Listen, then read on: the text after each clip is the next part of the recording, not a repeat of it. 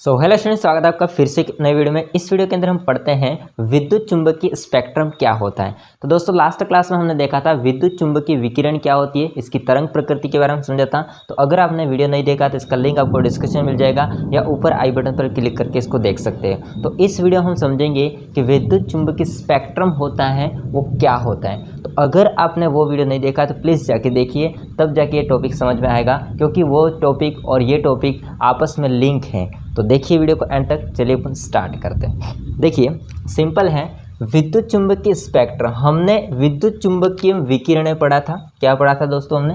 विद्युत चुंबकीय विकिरण। ये विकिरण कैसे उत्पन्न होती है? तो सिंपल सी बात है कि जब आवेशित कण को त्वरित किया जाता है तो वो आगे एक तरंग के रूप में, एक वेव के रूप में संचरण होता है। तो इसको हम बोलते हैं विद्युत चुंबकीय विकिरण। वो वाला टॉपिक मैंने आपको पढ़ा दिया है, ठीक है, लेक्चर नंबर 12 में। लेक्चर नंबर 30 में हम समझते हैं स्पेक्ट्रम क्या चीज़ होती है। तो विद्युत चुंबकीय विकिरण होती है, इसकी अगर हम बात करेंगे तो ये कई प्रकार के होते हैं। विद्युत चुंबकीय विकिरण होती है दोस्तों, वो कई प्रकार की होती है। इसके अनेक प्रकार हैं, तो कई प्रकार की होती है। अब इसमें क्या होता है, इसके जो भी प्रकार होते हैं उसमें आप देखोगे तो तरंगदैर्ध्य और आवृत्ति होती है वो अलग अलग होती है, भिन्न होती है। तो इनके भिन्न आवृत्ति और तरंगदैर्ध्य होते हैं, ठीक है। तो मैं इस बात को लिखता हूं, जिसके तरंगदैर्ध्य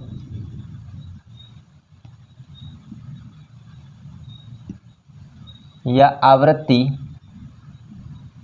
एक दूसरे से भिन्न होते हैं या भिन्न होते हैं, एक दूसरे से भिन्न होते हैं, ठीक है। और ये होते वो आपस में मिलकर के एक स्पेक्ट्रम बनाते हैं। तो आपस में या एक दूसरे से मिलकर के एक स्पेक्ट्रम बनाते हैं। विद्युत चुंबकीय विकिरण होती है, इसके कई प्रकार होते हैं। ये प्रकार आपस में या जिसके तरंगदैर्ध्य और आवृत्ति, वेवलेंथ और फ्रीक्वेंसी होती है वो भिन्न भिन्न होती है, एक दूसरे से भिन्न होती है। अब ये आपस में मिलकर के दोस्तों, आपस में जब ये मिलेंगे तो मिलकर के क्या बनाते हैं? एक स्पेक्ट्रम बनाते हैं। क्या बनाते हैं? एक स्पेक्ट्रम बनाते हैं। अब इसी स्पेक्ट्रम को हम समझते हैं और इस स्पेक्ट्रम में विद्युत चुंबकीय विकिरण के कितने प्रकार हैं वो भी हम समझेंगे, साथ में इसका उपयोग भी देखेंगे। सिंपल है बनाना। देखिए मैं यहाँ पर इसकी आवृत्ति और तरंगदैर्ध्य को दर्शाता हूँ। मैं थोड़ा सा यहाँ पर आपको बड़ा बनाना है। टोटल आपको 13 गिनने, 13 मतलब नंबर के लिए 1 2 3 4 5 6 7 8 9 10 11 12 13। लाइन थोड़ी टेढ़ी मेढ़ी हो सकती है बट नंबर आपको ध्यान रखना है। इसका भी ऑपोजिट भी वैसा ही करना है 13 तक। 1 2 3 4 5 6 7 8 9 10 11 12 13, ठीक है। यहाँ तक क्लियर है? ओके। तो इसमें देखना ये है कि यहाँ पर हम ऊपर लेते हैं आवृत्ति। आवृत्ति का सिंबल हो जाता है न्यू। क्या होता है? Symbol new. और इसको इसका जो मान होगा वो हर्ट्ज में होगा। इसका जो इकाई होता है या मात्रक होता है हर्ट्ज होता है आवृत्ति का। तो आवृत्ति जो होती है दोस्तों, वो आवृत्ति राइट टू लेफ्ट बढ़ती है, मतलब आवृत्ति ऐसे जाने पर बढ़ती है। आवृत्ति होती है ऐसे जाने पर क्या करता है? बढ़ती है। और नीचे हम लेते हैं वेवलेंथ यानी कि लैम्बडा, जिसको तरंगदैर्ध्य बोलते हैं। और लैम्बडा यहाँ पर है मीटर में। लैम्बडा जो होता है वो ऐसे बढ़ता है, मतलब कि ऐसे लेफ्ट टू राइट बढ़ता है। और आवृत्ति होती है वो राइट टू लेफ्ट बढ़ती है, ठीक है।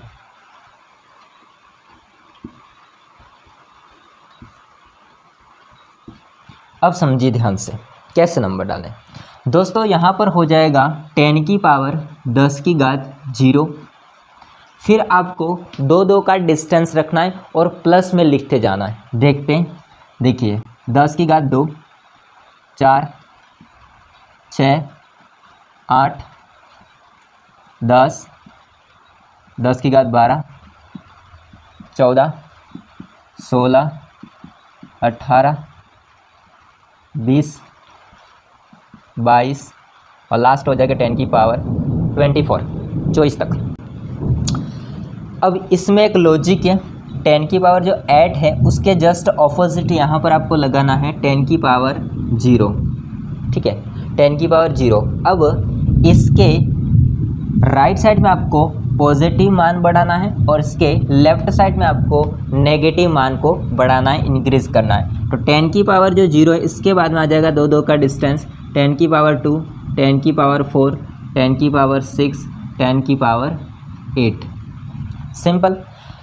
जस्ट उसके लेफ्ट साइड में आ जाएगा 10 की पावर -2, 10 की पावर -4, 10 की पावर -6, 10 की पावर -8, 10 की पावर -10, 10 की पावर -12, 10 की पावर -14 और लास्ट हो जाएगा 16 तक। क्लियर है यहाँ तक? ओके। अब इसमें कौन कौन सी विकिरण आती है, तरंग आती है, किरणें आती है उसको समझते हैं। तो 10 की पावर 0 से लगा कर, मैं केवल यहाँ पर फ्रीक्वेंसी की बात कर रहा हूँ, आवृत्ति की। 10 की पावर 0 से लगा करके दोस्तों यहाँ पर 4 के बाद में ये जो पार्ट आएगा ये किसका रेंज होगा, तो ये हो जाएगा लंबित रेडियो तरंगे का। लंबित रेडियो तरंगे आती है इसमें। इसके बाद में आगे आपको 8 के थोड़ा सा बाद में देखना है, थोड़ा सा, ज़्यादा नहीं है, आगे आ जाएगा रेडियो तरंगे। हालांकि ये एक ही है, थोड़ा सा इसमें डिफरेंस है, बट वो दोनों पूरा ये रेडियो तरंगे ही आ जाएगा। तो नेक्स्ट भी आ जाएगा रेडियो तरंगे, रेडियो तरंगे। इसमें भी 2 पार्ट आता है, एक आता है FM और दूसरा आता है AM, FM और AM, ठीक है। नेक्स्ट आगे हो जाएगा, थोड़ा सा ये बाद में है, यहाँ पर 12 के पास में ये आ जाएगा सूक्ष्म तरंगे का। सूक्ष्म तरंगे, माइक्रोवेव, उसका आ जाएगा। इसके बाद में 10 के बाद में है यहाँ पर, इधर आ जाएगा अवरक्त, अवरक्त तरंगे या किरणें, जिसको हम शॉर्ट में IR कहते हैं, इंफ्रारेड कहते हैं। इसको बोलते हैं माइक्रोवेव, माइक्रोवेव्स। क्लियर है? आगे हो जाएगा 18 के थोड़ा जस्ट आगे होगा, इसमें आ जाएगा अल्ट्रावायलेट। अल्ट्रावायलेट इसको बोलते हैं UV, इसको बोलेंगे दोस्तों पराबैंगनी, पराबैंगनी किरणें, पराबैंगनी किरणें। सिंपल। नेक्स्ट यहाँ पर हो जाएगा, इसके बाद में एक्स किरणें, एक्सरे, एक्सरे या एक्स किरणें। और लास्ट हो जाएगा यहाँ पर गामा रेज, गामा किरणें। तो ये हो जाएगा कुछ नाम, कौन कौन सी होती है विकिरण के प्रकार। तो सिंपल है, एक हो जाएगा लंबित रेडियो तरंगे और रेडियो तरंगे, हालांकि इनको रेडियो तरंगे ही बोलते हैं। तो रेडियो तरंगे, सूक्ष्म तरंगे, अवरक्त तरंगे, पराबैंगनी, इसके बाद एक्स किरणें और लास्ट हो जाएगा गामा किरणें। बट दोस्तों इसमें जो अल्ट्रावायलेट होता है, पराबैंगनी अल्ट्रावायलेट होता है, इस अल्ट्रावायलेट के जस्ट यहाँ पर आ जाएगा 10 की पावर 15, 10 की पावर 15, 10 की घात यहाँ पर हो जाएगा 15। इसमें से एक चीज़ जो निकलती है वो है विजिबल रेस का या विजिबल क्षेत्र, एरिया, जिसको हम बोलते हैं दृश्य क्षेत्र, दृश्य क्षेत्र, विजिबल एरिया। ये जो भी आप देख रहे हो वो सारे आप नहीं देख सकते, बट इसमें 10 की पावर जो 15 है उसको आप अपनी आँखों से देख सकते हैं, जिसको विजिबल एरिया बोलते हैं। और इस विजिबल एरिया में मुख्य रूप से 7 कलर होते हैं, जिसको आप विबग्योर के नाम से जानते हो, विबग्योर, विबग्योर के नाम से जानते हो। विबग्योर क्या होता है, तो एक श्वेत प्रकाश होता है, जो वाइट लाइट होती है, उसके अंदर आपको 7 कलर देखने को मिलते हैं, वो चीज़ हो जाएगा विजिबल एरिया का विबग्योर। ठीक है, सिंपल है। तो आपको यहाँ पर जो वाइट होता है, श्वेत जो प्रकाश होता है उसको आप 7 कलर में आगे देख सकते हो। तो ये कहाँ से निकलता है, ये है 10 की पावर 15 यहाँ से, ठीक है, पराबैंगनी के जस्ट पहले और अवरक्त के जस्ट बाद में। ओके, तो ये टोटल यहाँ पर किरणें हो जाएगी विद्युत चुंबकीय विकिरण के प्रकार। अब इनके एक एक उपयोग हम समझेंगे, साथ में इसकी आवृत्ति कितनी है वो हम समझते हैं। तो पहले आप लोग इसको समझिए वापस से एक बार। देखिए सिंपल है, विद्युत चुंबकीय स्पेक्ट्रम क्या चीज़ होती है। तो जो भी आपने विद्युत चुंबकीय विकिरण पढ़ा है, उस विद्युत चुंबकीय विकिरण होते उसके कई प्रकार होते हैं। ये जो प्रकार होते हैं उनमें आवृत्ति भी देखोगे, तरंगदैर्घ्य देखिए ध्यान से, यहाँ पर आवृत्ति लिखी हुई है जो कि एस से बढ़ रहा है और तरंगदैर्घ्य होती है एस से बढ़ रही है। यहाँ पर जो भी आपने कई प्रकार विद्युत चुंबकीय विकिरण के लिखे हुए हैं उसके आवृत्ति और तरंगदैर्घ्य एक दूसरे से भिन्न हैं और ये आपस में एक मिल कर के स्पेक्ट्रम बनाते हैं। ये जो चीज़ आपको दिख रही है ये चीज़ कहलाती है दोस्तों स्पेक्ट्रम, और ये भी चीज़ आपको क्या कहलाती है, स्पेक्ट्रम ही कहलाती है। जब आप श्वेत प्रकाश को, वाइट लाइट को किसी प्रिज्म से गुजारते हो तो उसमें 7 आपको कलर दिखता है और एक स्पेक्ट्रम प्राप्त होता है, वही कहलाता है दोस्तों विद्युत चुंबकीय विकिरण का स्पेक्ट्रम, जिसको विद्युत चुंबकीय स्पेक्ट्रम कहते हैं।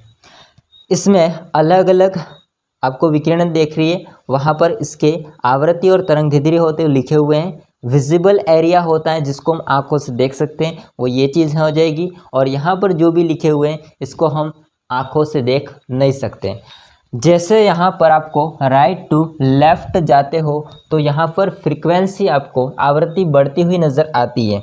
तो जैसे लास्ट में आप देखोगे तो इसमें जो गामा किरणें, एक्स किरणें होती हैं और पराबैंगनी जो किरणें होती है वो बहुत ही खतरनाक होती है, यानी कि इसकी एनर्जी ज़्यादा होती है। अब इसके बारे में हम आगे डिस्कस करते हैं, स्क्रीनशॉट ले लीजिए।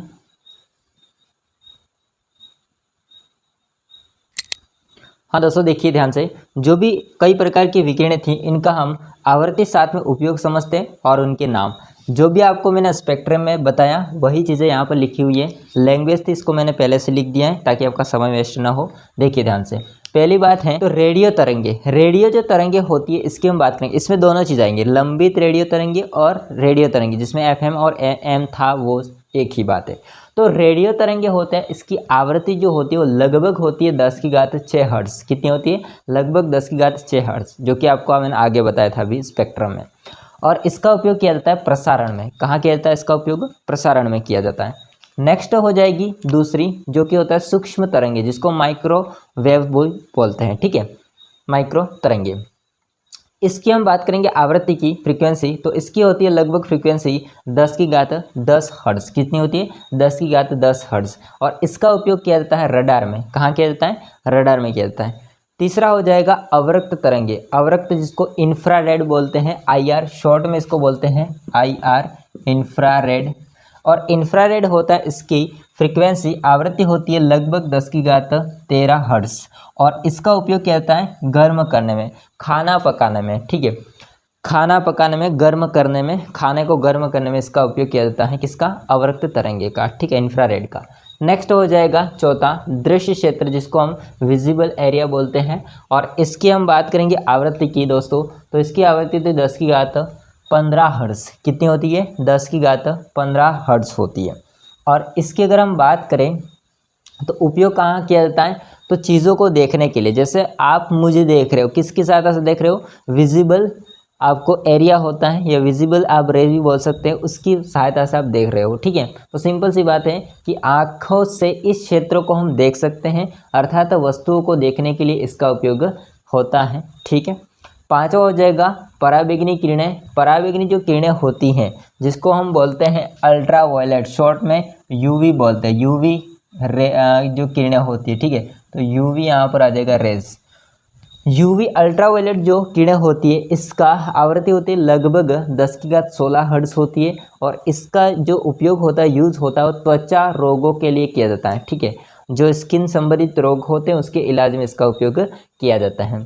छठा हो जाएगा एक्स किरणें, जिसको एक्सरे भी बोलते हैं। एक्सरे कराते होंगे, ठीक है आप लोग। तो एक्सरे में क्या होता है, सिंपल है कि कोई भी चीज़, जैसे हड्डी टूट गई है, दांत में कोई समस्या है, तो ऐसे में क्या होता है, जैसे फेफड़ों में समस्या है, तो ऐसे में क्या होता है कि एक्सरे, जैसे वो 1 सेकंड के लिए, मतलब हम बहुत ही कम टाइम पर वो एक्सरे होती है, गुजरती है मशीन के थ्रू, और बॉडी से उस पार्ट का जो भी भाग टूटा हुआ है, जहाँ भी क्या मतलब समस्या है, उस चीज़ को वो एक फ़ोटो के रूप में क्या करता है, छाप देता है, जिसकी सहायता से फिर आगे इसकी समाधान किया जाता है, ठीक है।